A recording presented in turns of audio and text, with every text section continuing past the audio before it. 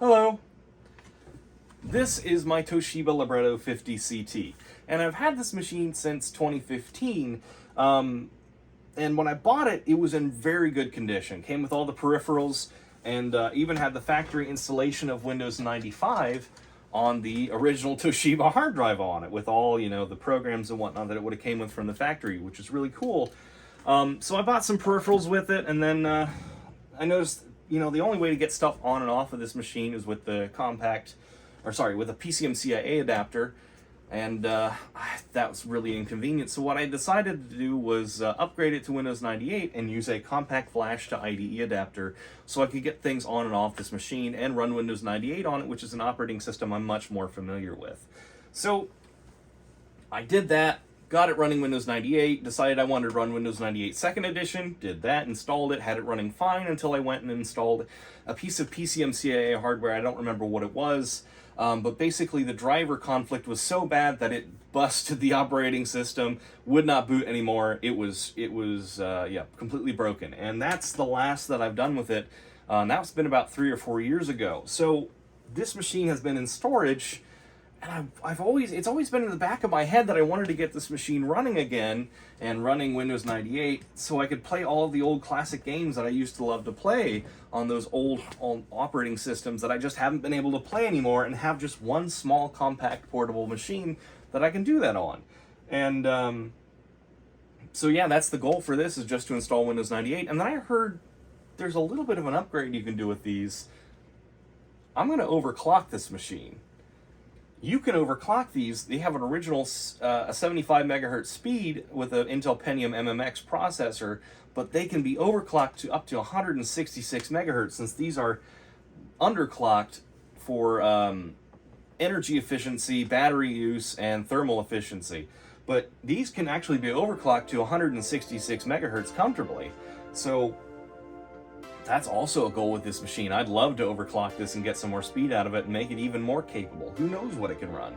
You know, with the display size as small as it is, it shouldn't be, you know, a whole lot of games that would run on it, but it would be a lot easier, and it would probably run games a lot more comfortably at 166 megahertz instead of 75 megahertz. So that's the goal.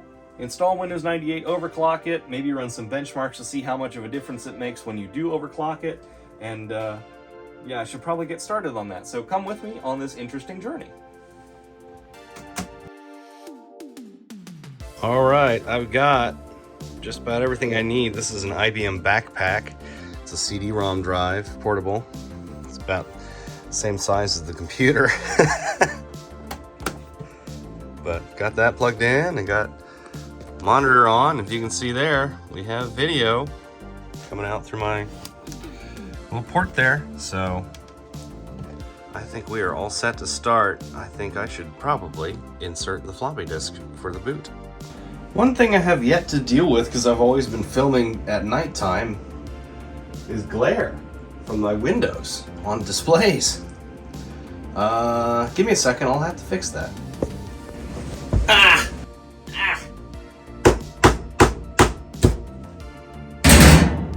There, how's that? I had to put a curtain on both windows. Hey, there, cool. All right, we're ready. See that? And I don't have to worry about CRTs going like whoop, whoop, whoop down the screen. Oh man, that's amazing. I won't know what to do. Well, it looks like it's ready. Insert system disk.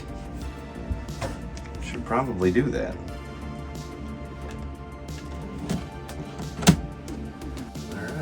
Hit a key.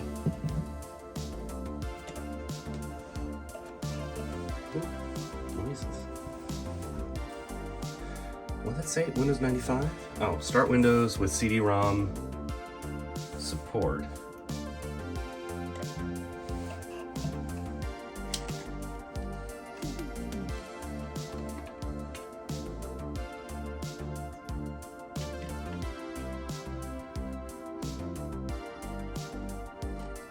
Okay.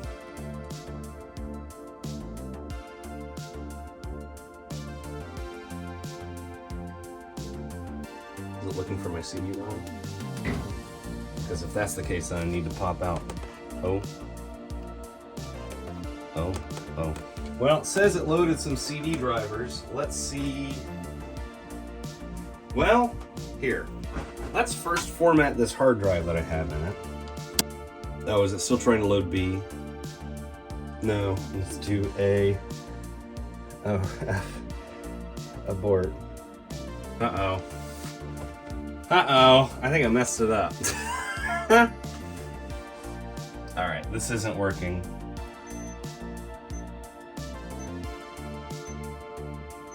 The thing about this laptop is if you hold down the power button, it tries to go to sleep. It won't shut down, no matter how long you hold it. Right, well, I'll unplug the battery then. There. Oh, it shut off. Cool. Alright, let's try that again.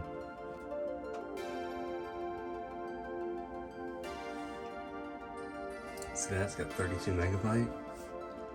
That's the max this thing supports. I didn't realize it when I bought it, but I had full memory. So it's going to try and read from drive C. It's not going to be able to read from drive C because there's nothing on it.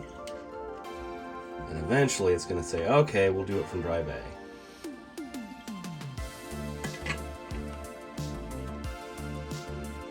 Okay, I don't know when it's going to do it, so... Oh! Check system. What the fuck does that mean? Oh, what's going on there? Now what in the world? I'm no expert, but... Okay, well, I guess it was just the screen being weird. I don't like any of this. This is all weird. This is all new stuff. Ooh, I can make it make noises.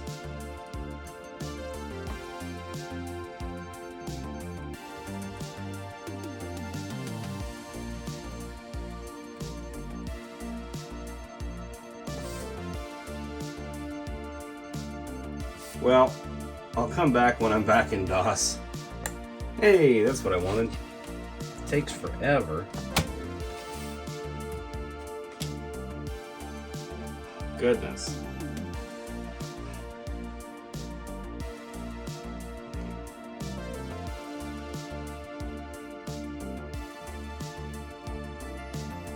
Which one do I want? I'll just do this one. Let's see. F-disk is what I want. F-disk.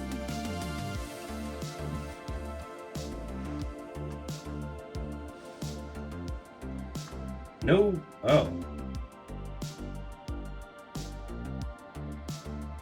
Huh.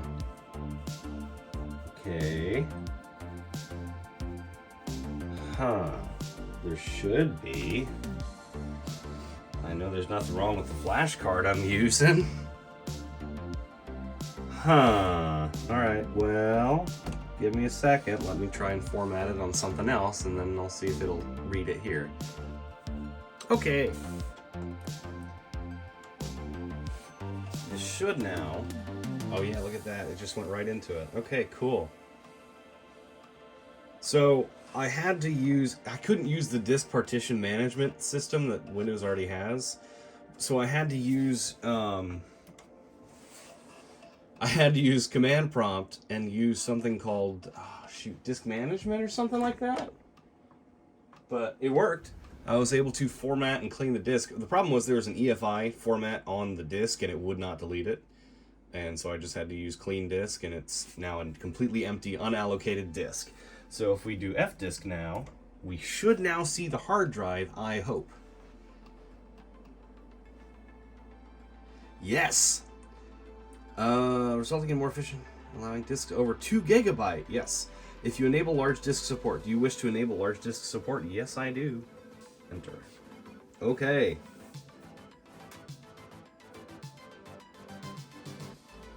We can do display partition information.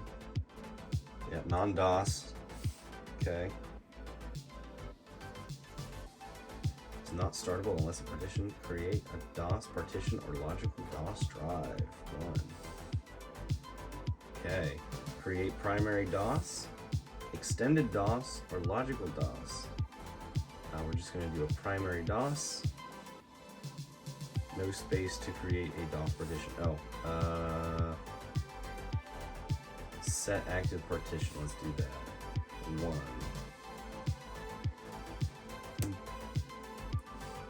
1. Enter. Cool. Now it's activated. Now I need to do 1. Create a primary DOS partition. 1. No space. What? No space. 3 maybe? 4. 1. Enter. Wish continue? Yes. Non-DOS partition deleted. Okay. Let's now do 1. 1. Oh, there it goes. Hey. Even though it said it was unallocated, I guess it didn't like that. You wish to use the maximum available size for primary DOS partition, and yes. Again? Okay.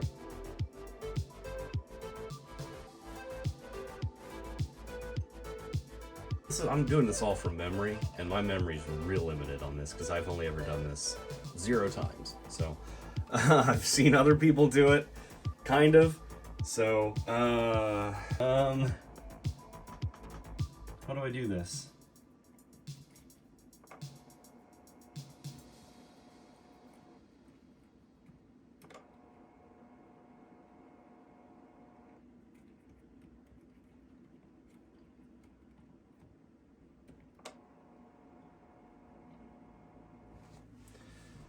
I don't know what I'm doing.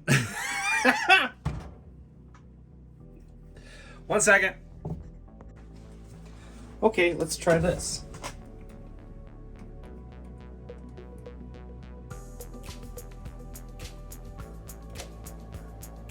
No. Cool. Thanks, University of Indiana. That's incorrect, I guess. Cool. Press escape to return you to the A drive. Restart or reboot the system. Make sure to leave Windows 98 emergency floppy disk in the computer. When you arrive at the DOS prompt, you can use format command to format your hard disk drives. Use the A prompt. Type format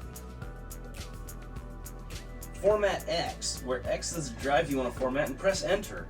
Okay. No, because that clearly didn't work. Well, none of this is wanting to work. So I'm going to try something a little bit different. And by a little bit, I mean a lot. And that is, I'm going to use a completely different computer to do the basic Windows installation until it gets to the point where it's bootable.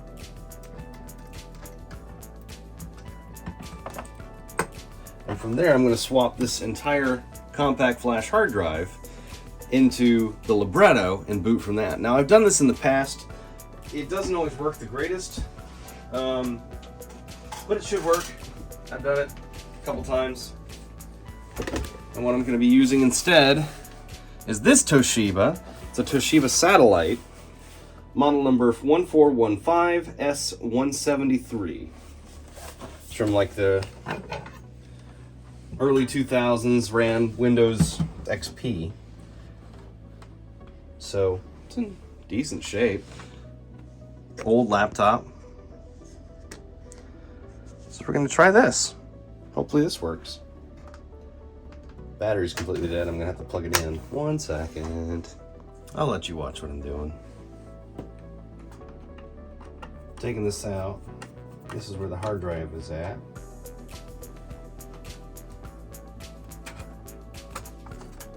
There it is.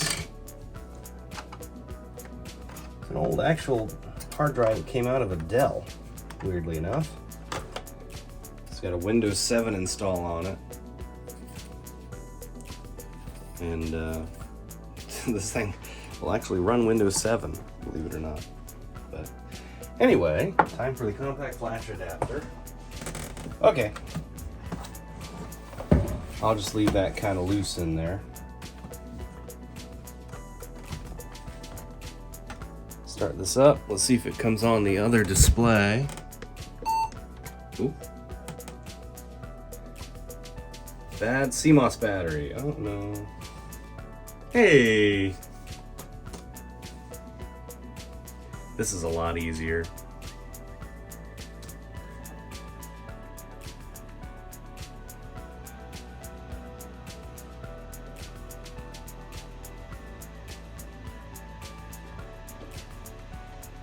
There it goes.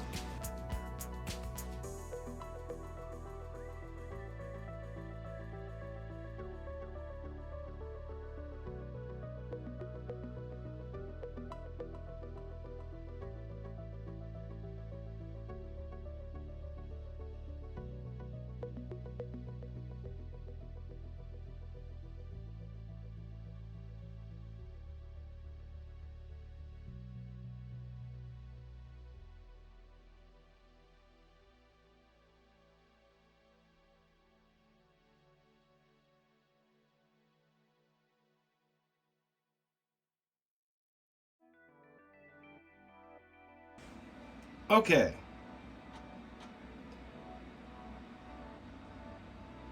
See, now it's going to say it's going to restart the computer, and what I'm actually going to do is just shut it down.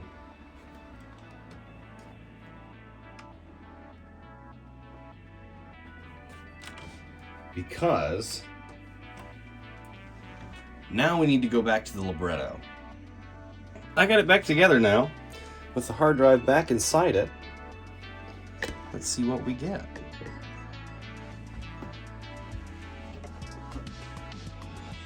We get a boot from Windows 98.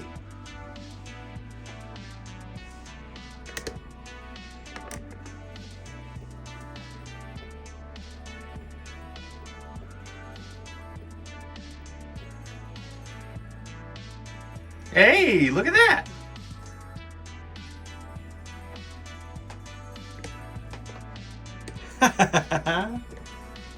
Look at that. Look at all the colors.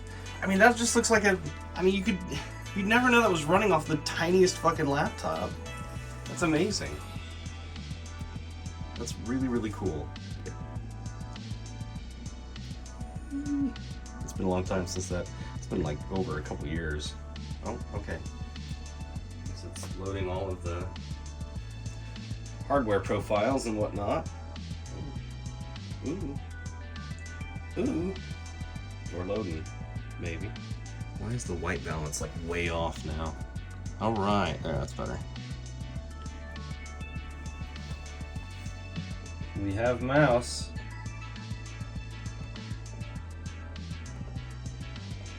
Yes, product key. What do I want to put as the product key?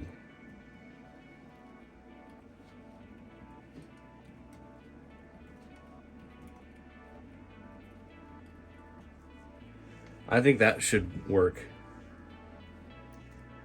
That should probably do it. Darn, it did not do it. Okay, I found one that says it should work. It's from WinWorld. So I guess you can see it too. Yes, maybe? Oh, mouse. Okay. Mouse.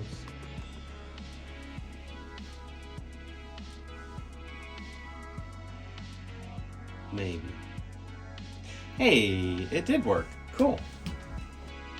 People get real weird about putting keys out online for like old software and stuff. I don't get it because the software is over 20 years old. 98, it's getting on 24 years now. We're getting to almost 23 here. 2023 anyway.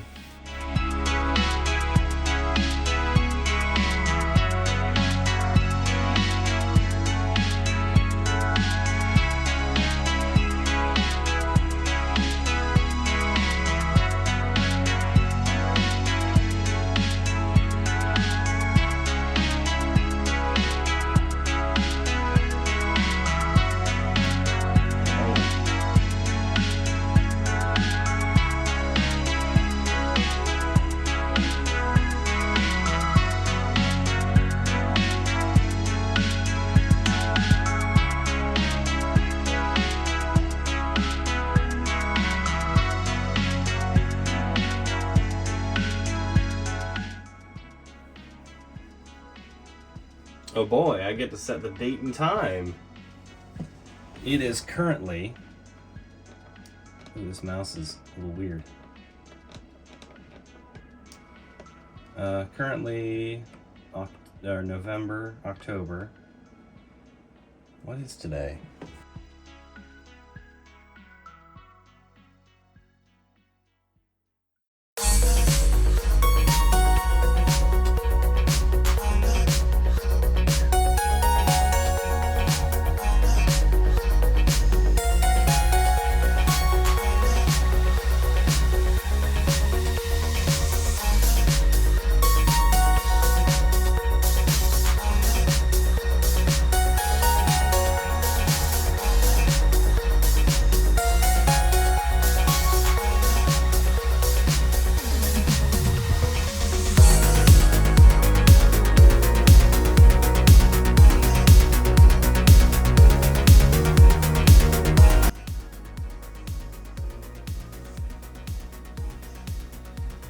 Uh-oh.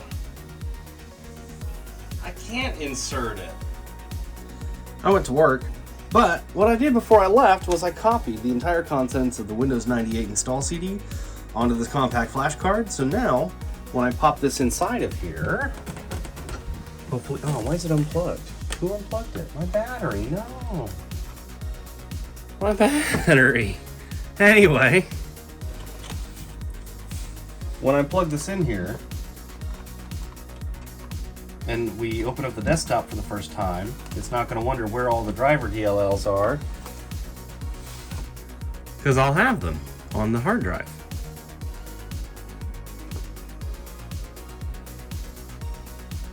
Huh. VNet BIOS? What is that?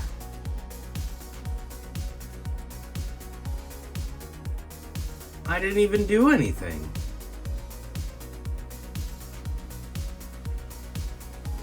Wait, hold on a second. Wait a second.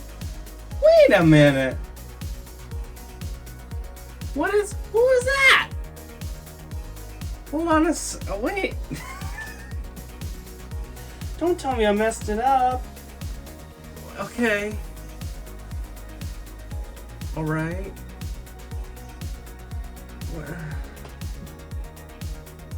I'm real concerned here. Aha, now I can do this.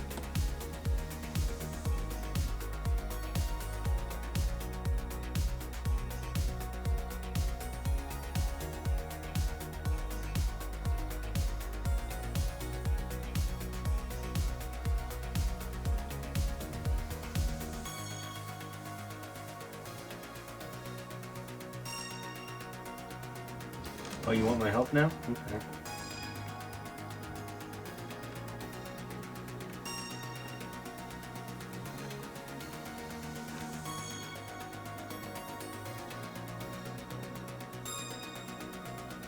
Oh no.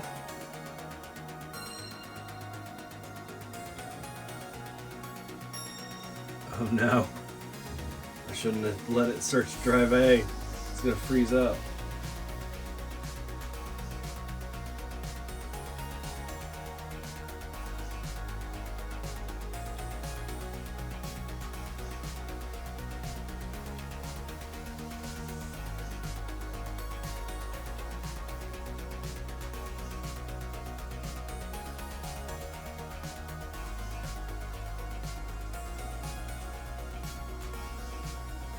Test out. Sound.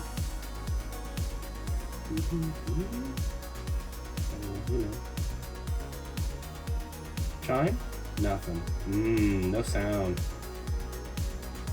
No sound on this thing either. That bong. Wow, wow, wow, wow, wow, wow, wow, wow, wow. Is that good enough? I'll just ADR it in. Well, I'm gonna restart this thing.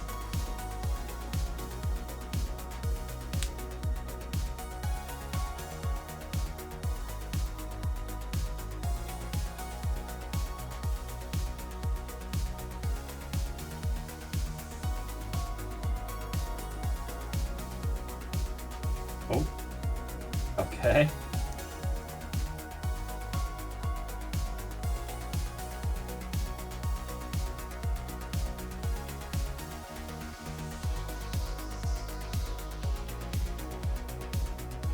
Man, still new devices. Plug and play monitor. That's fine. It's just a monitor. Wow. Are you done? This is getting ridiculous.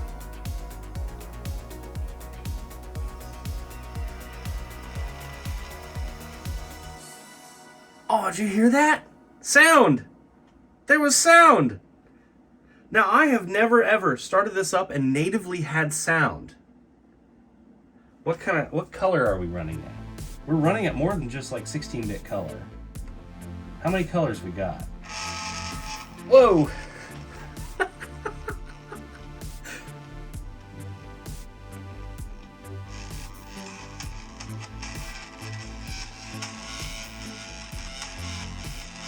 Not a great speaker. Little blown out. Okay, I could have audio out, but it's not even a 3.5mm jack, not a 2.5. It's like a 1.5. It's like what they use on cell phones in the early days of cell phones. Let's see what we got. Color-wise, 256. How many can we do? Oh, 24-bit color. Hell yeah, dude. Do that. Okay. Can we? Ooh, look at that. All right. 1024 by 768. Okay.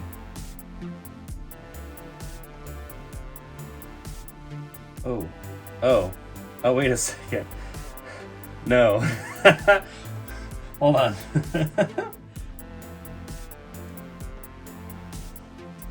This is really cool.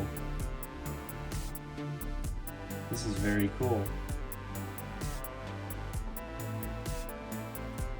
Look at this. We got a full Windows 98 install. All right. Well, I'm going to do this here real quick. Restart. I'm going to unplug this floppy disk adapter.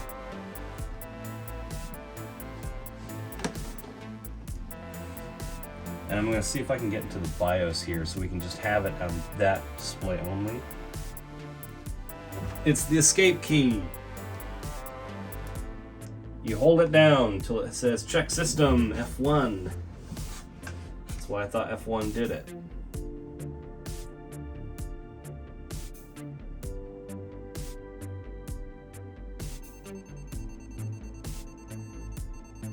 Maybe it's doing something on the hard drive.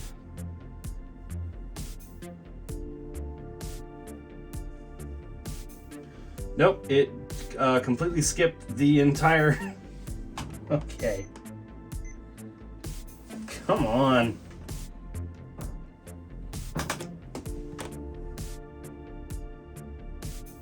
I am holding down escape.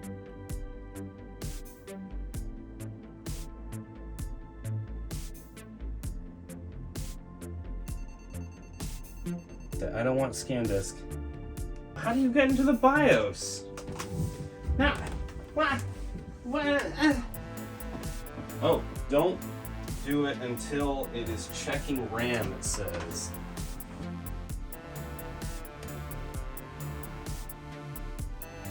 Hey! Cool. Alright, that did it. Alright, so we have colors. All of them. Alright, we're gonna do internal/external. That way it'll see this and it'll only be on this monitor and it won't be trying to display this 1024 by 768 and copy it to this monitor. It will be this monitor. So that's all I need. And is here. Yes. And now hopefully it will just be this monitor. Yep. Because the laptop went blank.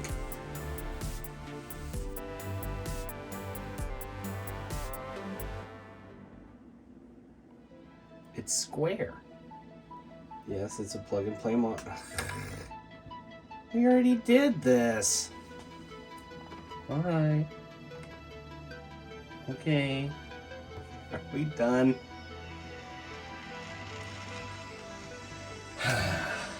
Alright.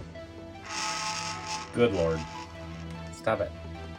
Well, I'm going to see if I can get some drivers installed for the floppy disk drive and for the CD-ROM drive, this little backpack drive. So let me see what I can do. I know I have drivers somewhere for both of these. I just need to remember where they're at. Alright, floppy disk drivers are installed and I restarted it. This is saying this is what it has to do before the other half. Oh, okay. Hey. Alright. So far so good. Hey, I did it. So now I should be able to read floppy disk drives. Yes? Can I? Read floppy disk drives now? The thing's gonna come up, I just know it. Bong! Da, da, da, da, da, da. Yep. Alright, I'm gonna shut this off now. And, close. Alright. So now if I open my computer, go down to floppy disk drive, and open it. Yay! Cool, I can see what's in it now. And if I close this, if I now remove the PCMCIA card, okay, will it still freak out now if I try to access drive A?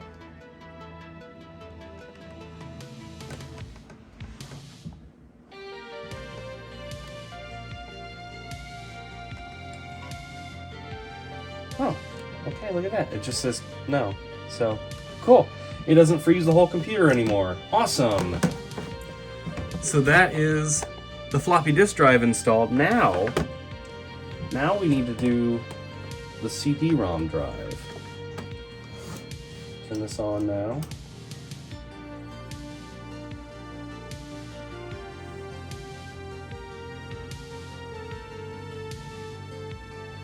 If I go to the instructions for this driver, attach the interface cable from the CD-ROM drive to the PC card. Insert the PC card into the computer PC card slot. PC card included with the 20x max portable CD drive will require PCMCIA Type 2. Turn on the system and the CD-ROM drive. When Windows 95 recognizes the new PC card has been installed, the new hardware window will be displayed. Insert the diskette provided with the IBM max port in the floppy disk drive and continue. The diskette will be required to complete the installation of the Windows 95 hardware installation program. Ask for the location of the device drivers. Type drive letter A, and it should be able to find it. Okay, so what I'm actually going to need to do is go to the control panel. Settings, control panel. Because it's not seeing this right away. And we're going to do this. Add new hardware. Next. And it should be able to see the portable CD-ROM drive. Alright, finish reinstall driver. Next. I'm going to do browse, and we're going to go up to drivers.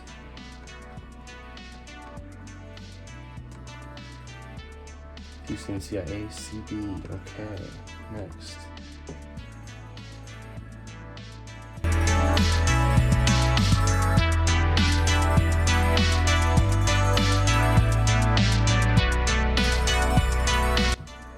Alright, finish.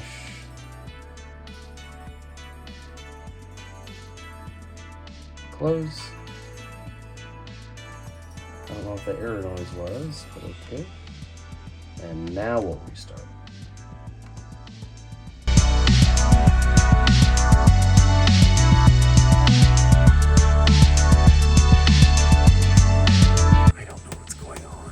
None of this is right.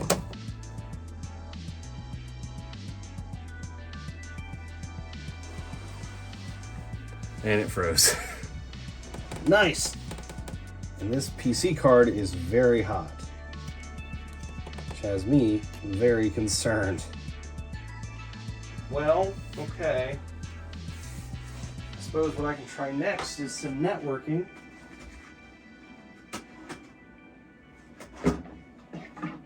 I have this. This came with the computer, but I've never been able to get it to work, but we can try it now.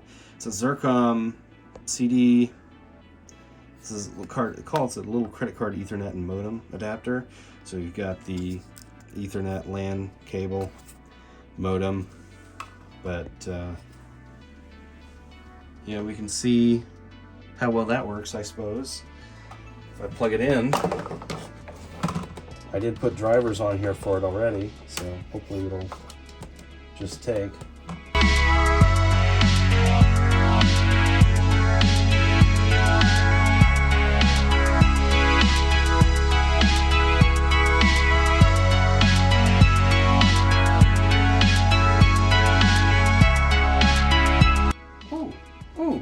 Ooh, look at that. Wait, let me get down here for a second. Do you see that? Do you see that? We got a little light. And an activity monitor. Look at that! Huh. Well, I don't have Ethernet in here yet. But that's really cool. Wait, so if I... Alright, hold on 1 second. Okay, so I have it connected here, but there's no activity and it won't connect to the internet, so I'm reading through the README here. Also, my router, it's on 4 there. Old router, I know. Yeah, it doesn't seem too happy about it, so I'm gonna see if I can read through here. It's teardown time. Let's get ready to open this thing up so we can overclock it. So we need to remove these here. This is just the dock. Little eject mechanism here. Pulls off. There's the dock. Ta-da! All right. And now we need to remove the battery.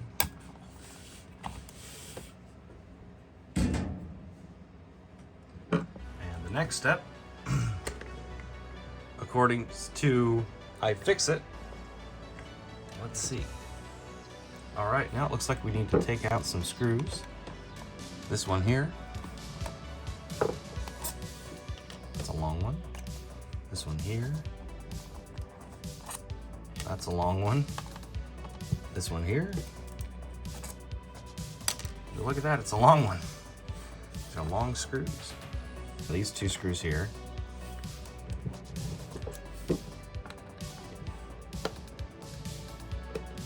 Ooh, this one's a little tougher to turn.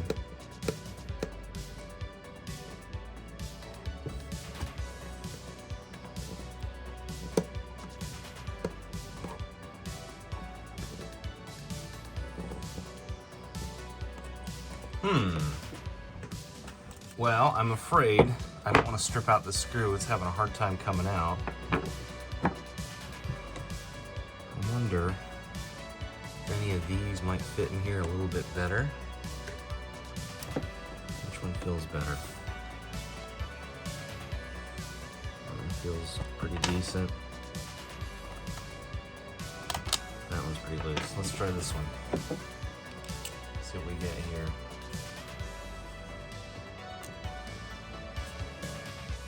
Oh, yeah, it's turning. You gotta be careful with it though. Oh, no, it's not turning.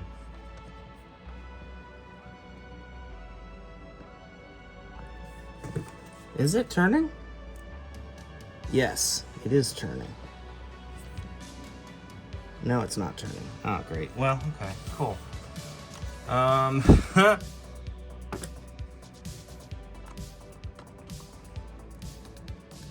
Yeah, nothing wants to grip on there. Shoot! Ha! I got it.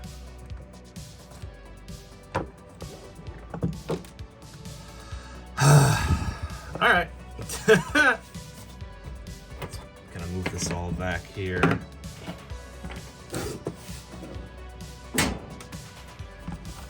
Next, with a flat screwdriver, pull up on the bar up on the keyboard.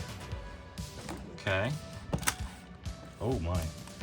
Yeah, it's kind of coming apart already. Okay. So this one here, I just need to get kind of underneath it and then go up. Like that. Okay.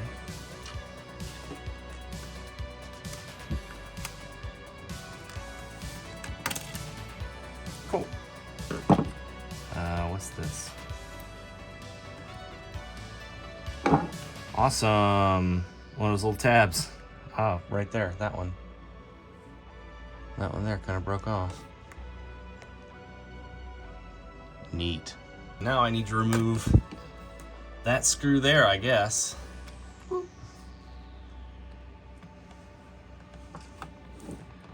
Let's see. All right, I need to get that screw out before that goes somewhere I don't want it to.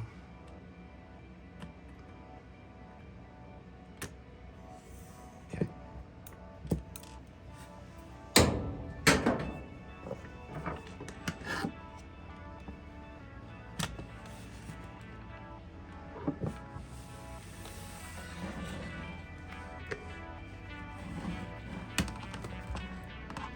Will you come out now? Oh, there it goes. Kinda, maybe. Maybe kinda.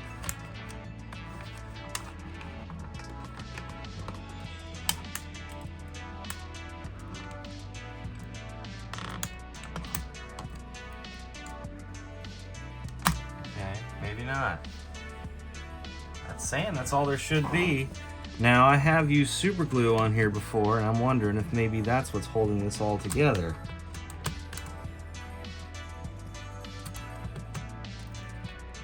If it kind of leaked in places it wasn't supposed to go.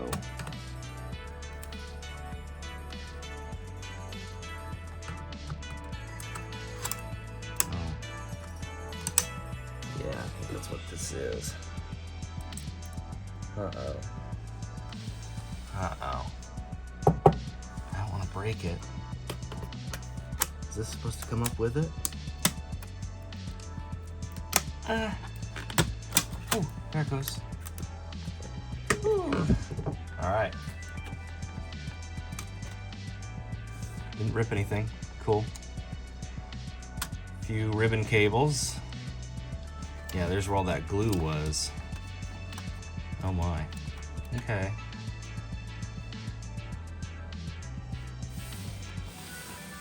Neat. Step 5. The keyboard is held in by 2 ribbons, that's these. Unscrew the ribbons, open the data connectors, and pull them out. Okay.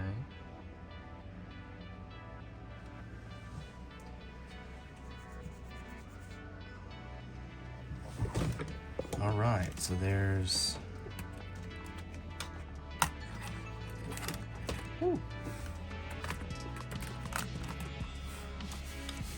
Screw here. Okay. Screw here. Alright, there's the other one. Now these should be loose, right? Yeah, they just come off. Okay. Now next, I have to take this little ribbon cable off by undoing these 2 little clips here. So there's one side.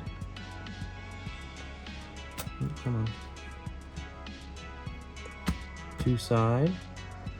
Now this should just pull out like that. Cool. There's the keyboard out. What's next? Next, I have to take the display off. There are 4 screws that have to be removed with a Phillips screwdriver.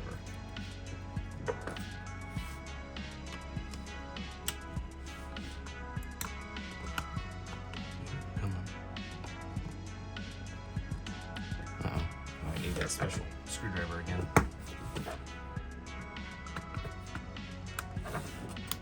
There we go. 3, this is our memory module. 4. That doesn't fit. Okay, let's use this other little one then. Can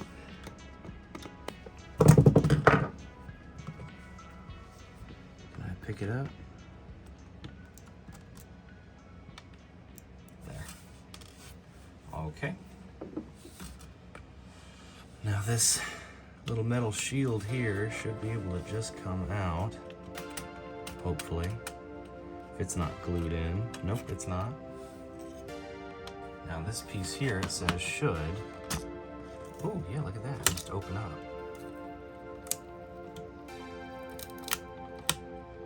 Oh, all this glue's coming apart. Oh no. Oh my.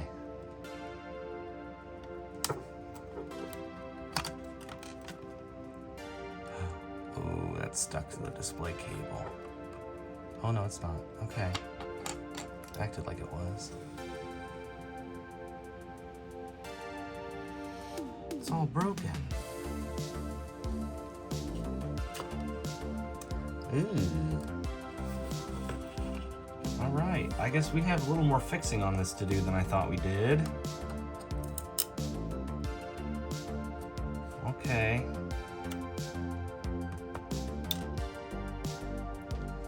Now what's it say? This ribbon cable has to be taken off. Okay, how does that happen? Detach it. You just lift up. It's on a little connector, I guess. Yeah, there it is. Cable has ribboned. Get this little piece of plastic out of here. And now this is saying the whole screen and top hinge assembly should just come off.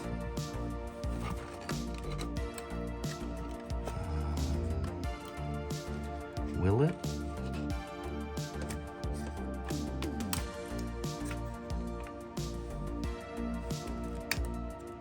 Ooh, there it goes. All right. That's nice. This will give me a chance to repair a lot of that. Oh my. Oh my. This is just crumbling in my hands. Oh my. Are we gonna have a machine by the end of this? Oh my. Okay. This is a hell of a project. Let's get this piece out of here. That's all supposed to be... Oh no. This is all supposed to be one piece. And it's very much not. That's all supposed to be one piece. Okay. We will have to do some gluing, I suppose. Alright, so here is just the motherboard. There's the little metal piece for the headphone jack, shield. Take that off, set that to the side. Underneath here should be our processor, as far as I'm aware. Is there anything cool underneath here? No, not really? Okay. I might have to take that off if I'm doing my thing, because I think I need to access... No, I need to access some wires under here is what it is. Okay. We'll see if this all goes back together. There's my compact flash hard drive. We can pull that out. That's out. Kind of rocket launched itself, but okay. Let's see what's underneath this thing here. This is going to be our CPU heatsink. Underneath here should be our Intel Pentium MMX processor.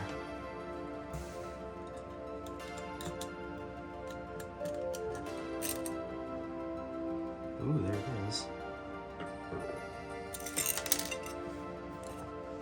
2 short connectors, or 2 short screws on the left-hand side, 1 long one on the right-hand side. Yeah, there's our very dry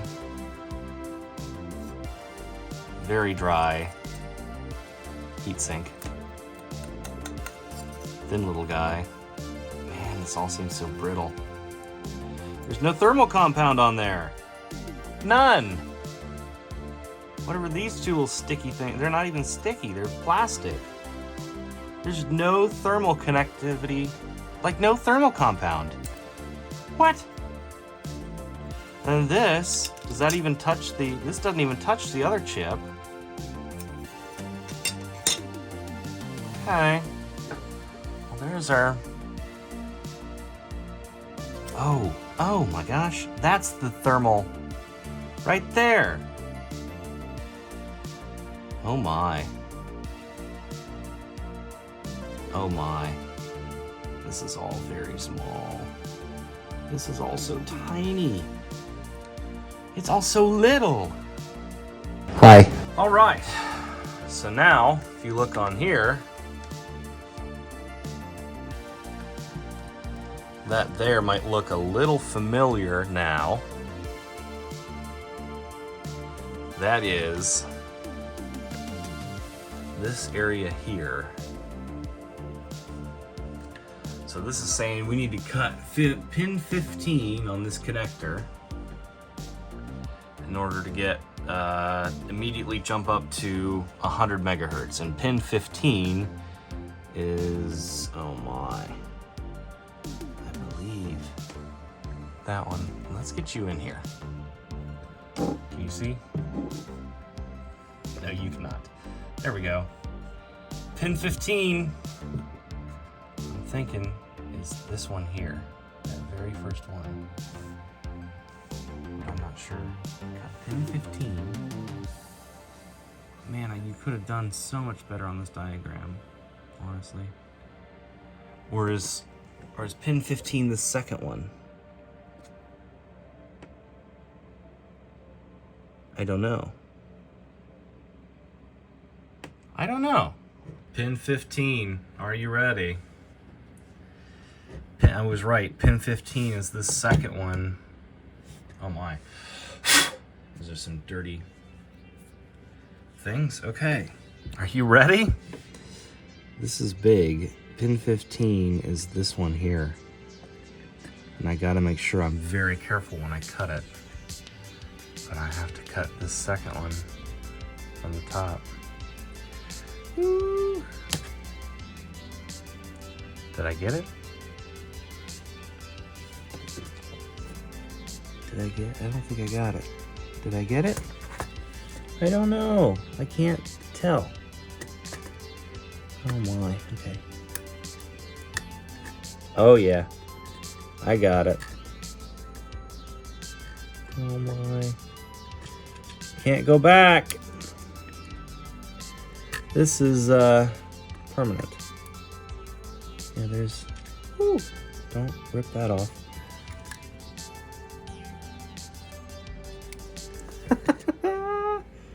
Oh my. No going back. All right, let me just get this pin off so it's not touching other things. There. Okay. I know it's hard to see. Maybe I can get you in here. She's snipped.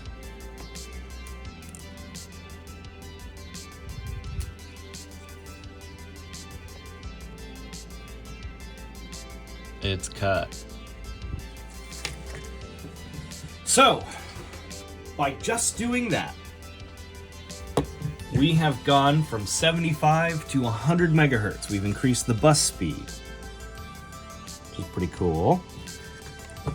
But that's not all. We're not done yet. No, we're not. Because next, yeah, that pin's all the way off now. Cool. Now we have to run a couple little jumper wires between a couple of pads. And then we need to run one from down here, I believe, or down here, or somewhere, over to up here. I think it's, yeah, down here to up there somewhere, which is real cool. That's gonna be interesting work. Can you see how tiny? Oh my God, how tiny some of these diodes are. It is ridiculous how small this all is. I don't know how I'm gonna do this. Yeah, I think I have to run. This is a ballpoint pen. I think there to there, I have to run a jumper wire between these two little pads here. Now that won't be too bad. I'll just use my soldering iron and right across it. But then, let me get back to it. I have to run a jumper wire from this second pad underneath there to right there. Huh. How am I gonna do that? I don't have soldering iron small enough. I don't have wires small enough. I'm gonna have to get some stuff to do this. I've got nothing. It's solder time. But I was thinking to myself, I really don't have wire that's small enough to go on these tiny little traces all the way down in there. For reference, that's a finger. That's my pointer finger. That's my pinky finger. All the way down into like one of these little V's there. And yeah. I really don't have wires small enough. And then I was thinking, what if I actually do have wires small enough? Because I have a CMOS battery. Where'd I put it? Uh-oh, where'd I put it? Where'd I put it? Literally, I just had it. Okay. Oh, there it is. It's on the floor.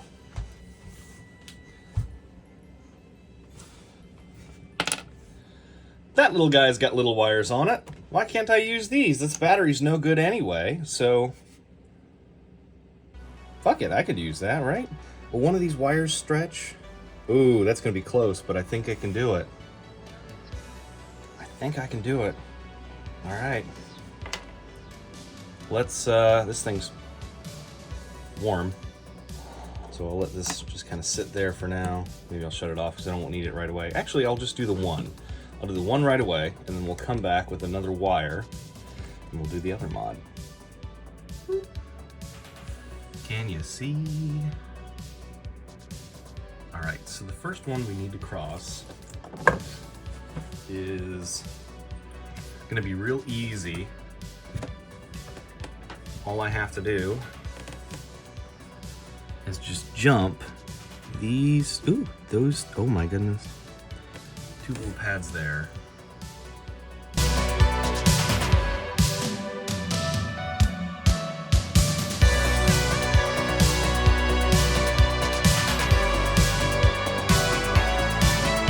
I think I got it.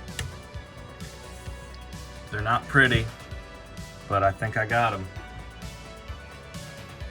Oh my God. Oh, you see them? Now this one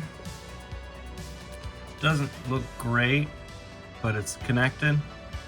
And I mean, I can touch them and kind of move them, and they don't move. They're on the board, so that's all that matters. It's not making contact to any other pins around it.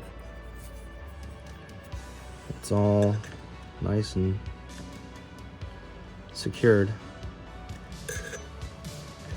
These aren't making contact to each other. There's no contact between these. So, all All right, time to put it back together. Gonna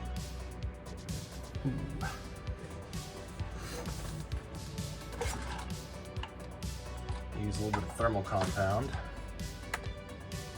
So I'm just gonna put thermal compound on both sides of that little spacer, so come on. Hi. Just gotta step in here for a second and say that I do realize the mistake that I made. You can't use thermal paste and the thermal pad at the same time, especially a thermal pad that is 25 years old. So yeah, I did fix it. It's not like this anymore, and I definitely am not lying about that because I haven't ordered it yet, and it has nothing to do with the overheating issue that I was having at 166 megahertz. We'll get to that in a second. But, you know, it's fixed now, and it definitely is inside the machine, and it definitely still is not like this inside the machine because I haven't ordered it yet, and I do have it replaced, and it is in there good now. So, I realized my mistake. You shouldn't do that, and I did a dumb, so don't do this. If you're in my position, don't. Thanks. Back to the thing. Back to the thing video. Bye! Okay.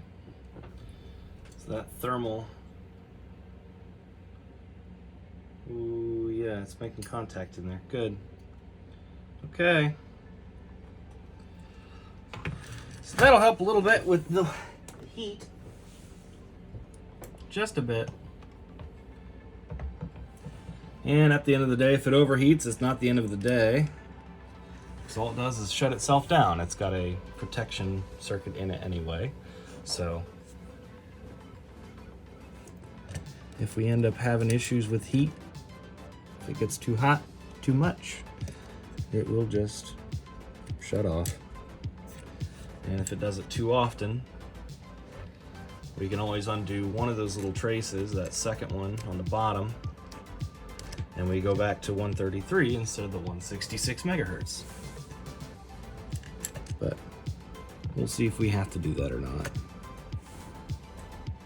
Now that we're done with the bottom here, maybe. I've got things kind of put together enough that I think we can test it. So let's do that.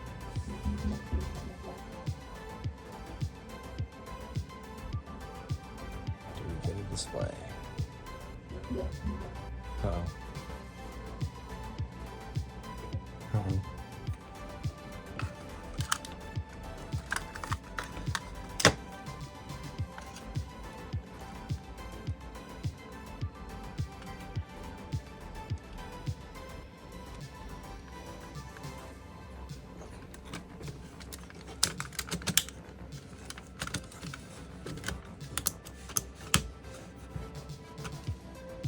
Try that.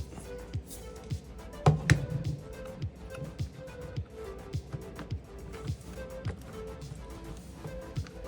sure this battery goes in there right. Like that. Okay. Alright, let's try this then. Anything?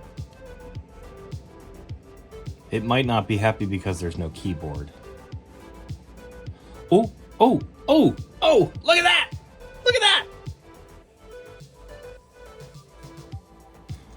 Okay, let's try that.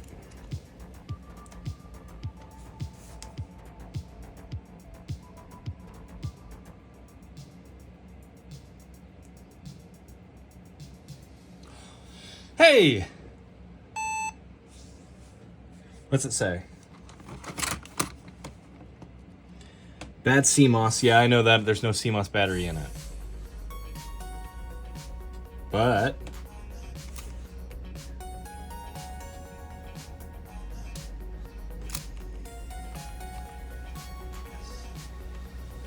that's on its way. Will it run Windows 98?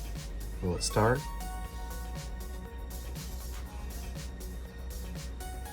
Oh. We're running. That's fantastic.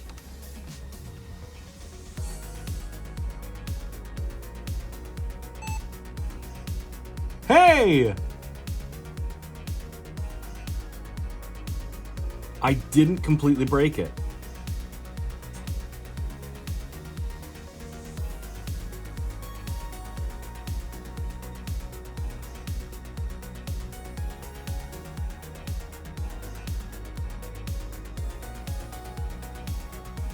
Very, very cool.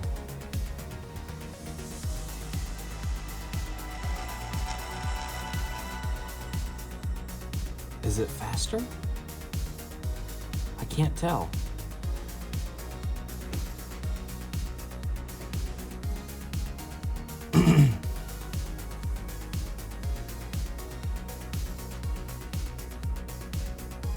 What if I do something like this? Settings, control panel. It seems faster. System.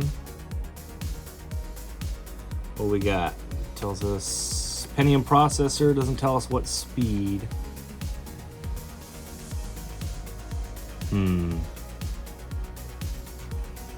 It seems like it's faster though.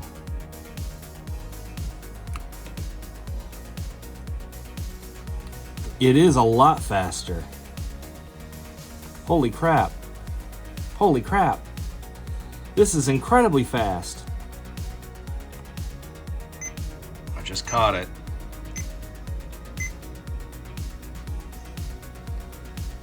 Yep. You might wonder what we're doing here again. Well, I'll tell you. I have to redo that bottom solder joint, and the reason why is actually I just need to undo it. You see, the problem is the CPU is overheating. I put new thermal paste on there, and the thermal paste worked quite well in the heatsink, but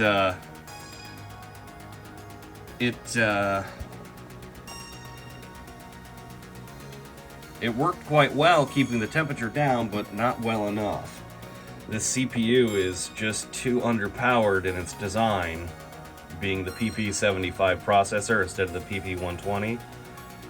And it just can't run at 160 megahertz comfortably, 166. So I'm gonna have to undo that bottom solder joint, take it down to 133 and see if it thermal overloads. So that solder joint has to get undone. At 133 megahertz, it is still running just a little bit hot. But, well, I think at this point I'm just going to let it go.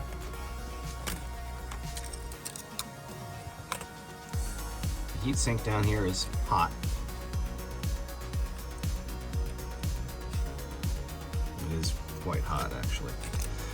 But it did just spend an hour playing 3D pinball, so the battery had to die. I plugged it in and it was only about half an hour after I'd plugged it in that it kept playing before it overheated. So I'm going to leave it as it is. Just let it stay at 133 because I think most of the time I'm not going to be playing games for an hour on it anyway. I think about half an hour, just one run of the battery is about all I'll play out of it. So I think anything I'm going to be playing for longer than that probably isn't going to be too intensive anyway. So for just browsing, using the computer, real light gaming, 133 megahertz seems to be stable enough for me. So call it quits there. I'll put it back together. Hi, it's been about a month. Some stuff's happened, but the battery pack is done. One day I noticed that there was a weird goo on the battery, like right on the top here, and I thought, well, that's strange. So I was taking a piece of paper towel and was trying to clean it and get all that gunk off. I didn't know what it was, and then I noticed that, oh, this is loose. Well, I wasn't going to rebuild the battery pack, but it only lasted about 15 minutes. So, I opened it. And, I thought, well, that looks pretty simple. Surely that can be rebuilt, right? with new cells. Now, for reference, these aren't the original battery cells that are in there. These are Sony US 17670s. They are a strange size. They are a strange voltage. They are 3.6 volts each. There are 3 of them to create 11 volts. They don't make those anymore. So what I went out and did was looked on eBay and Amazon and just about every other retailer to see if I could find 3.6 volt 17670s. You can't find them. Not on Amazon, not on eBay, and if you go on like Alibaba, you still can't find them. Why was I going to buy them from Alibaba? No, I don't want to wait 6 months for batteries. Although, what I did do was buy some 18650s because I thought surely 1 millimeter in diameter shouldn't be that much of a problem. And, well, they don't look incredibly different. Size-wise, they seem like they might be compatible. They are not. They are too thick. I recorded me putting that battery pack together with 18650s. Here's a little clip of it here. Basically, when I put the thing together,